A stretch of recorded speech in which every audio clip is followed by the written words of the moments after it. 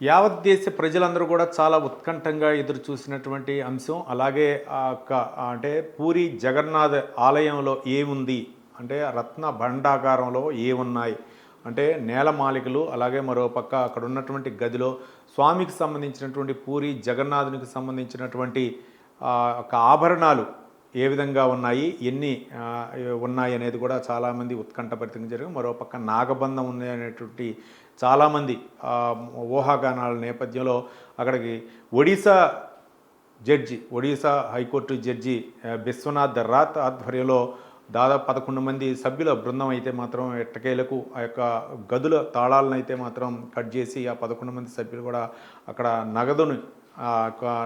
నగలు ఏవైతే ఉన్నాయో వాటన్నిటిని కూడా లెక్కించేటటువంటి ప్రయత్నం చేశారు. మొత్తానికి ఆ క్రతువు అయితే మాత్రం మూడో గది, అప్పుడైతే ఆదివారం రోజు మొత్తానికి గది తలుపులు అయితే తీశారు. ఇక మూడో గది వరకు కూడా వెళ్ళలేని పరిస్థితి అయిపోయింది. అప్పుడు సమయం మించిపోవడంతో వెనక్కి రావడం జరిగింది. తర్వాత మూడో గదికి వెళ్ళే క్రమంలోనే చాలామంది అపోహలు ఉన్నాయన్నమాట.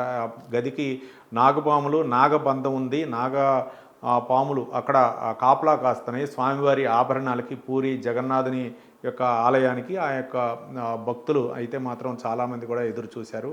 ఆ గదిలోకి పోతే ఏం జరుగుతుంది, పాములు ఆ ఆభరణాలు కాపలా కాస్తాయి, చాలా ప్రమాదం పొంచి ఉండేటటువంటి అవకాశం ఉంది. గతంలో పద్మనాభ ఆలయం కూడా నేలమాళికలు ఉన్నాయి. చాలా అక్కడ నగలు ఏవైతే ఉన్నాయో అవి తీయటానికి వెళ్ళినప్పుడు చాలామంది పూజారులు అయితే మాత్రం మరణించినటువంటి సందర్భాలను మనం చూసాం. కొన్ని అపోహలు అయితే ఉన్నాయి. అందులో నాగబంధం ఉంటే మాత్రం తెరవలేరు అనేటటువంటి అపోహలు ఉన్నాయి. కానీ జడ్జి అయితే మాత్రం బిశ్వనాథ్ రాత్ అయితే మాత్రం ఖండించారు. అట్లాంటి అపోహలు అయితే ఏమీ లేవు. రత్న భాండాగారానికి సంబంధించినటువంటి కొన్ని కీలక అంశాలను అయితే వెల్లడించారు. మొత్తానికి ఆ మూడో గదిలో అయితే మాత్రం 6 పెట్టెల్లో స్వామివారి ఆభరణాలు అయితే బయటకు తీసుకురావడం జరిగింది. అక్కడ నాగబంధం కానీ నాగపాములు అయితే ఏమీ లేవు. మొత్తం స్వామివారి సంబంధించినటువంటి ఆభరణాలు ఏవైతే ఉన్నాయో వాటన్నింటినీ కూడా చాలా భద్రంగా బయటికి తీసుకురావడం జరిగిందని చెప్పారు. ఇవన్నీ కూడా అపోహలు మాత్రమే.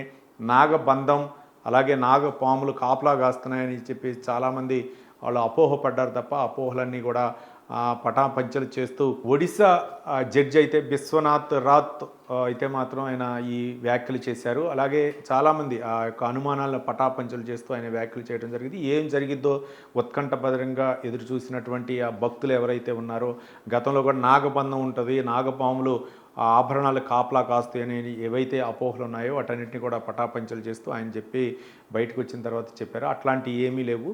స్వామివారి నగలు అయితే మాత్రం చాలా బందోబస్తు మధ్య 6 పెట్టెల్లో స్వామివారి నగలను అయితే మాత్రం భద్రపరిచామని చెప్పేసి చెప్పడం జరిగింది. ఇది నాగబంధం ఉందా లేదా అనే దానికి ఈరోజు జడ్జి చెప్పినటువంటి అంశం